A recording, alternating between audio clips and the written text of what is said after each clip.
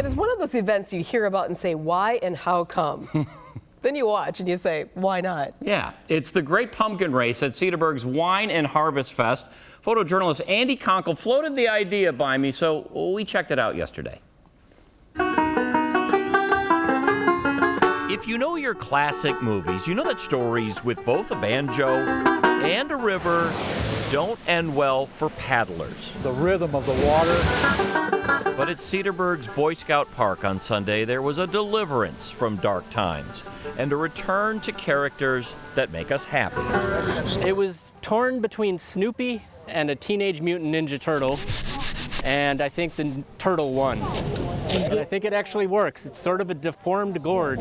Dave Slagle came home from New York just to visit family and was immediately put to work with a seemingly impossible task. Yeah. Turning a pumpkin I don't know how into not only something pretty, pumpkins tend to sink. but something seaworthy. This is my first experience with an 800-pound pumpkin.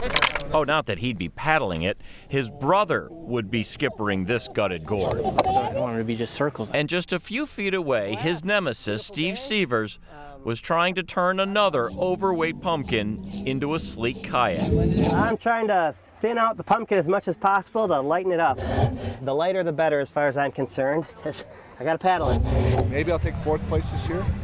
With 4 pumpkins, maybe third. Our first pumpkin! Welcome to the Great Pumpkin Race, where local restaurants sponsor a crew to navigate the mighty Milwaukee River for nothing more than a charitable donation and bragging rights. Oh, yeah. Representing the anvil! Now hold up a second. If you're getting into a hollowed out, freakishly big piece of fruit and hoping it floats, do you really want to be representing a restaurant called the Anvil while you're doing it? But I digress. I'm expecting a good race. I think it'll be tight. Paddle around a buoy and back. The green flag right here, that's your goal. On your mark! Oh, come on! Get set! Go! There's no wagering here. You can do it! No need for odds makers when the whole thing is just on enough. The guy's cutting him off. In the quirky way we need more of these days. He's riding his draft. The Slagle boys apparently know their stuff.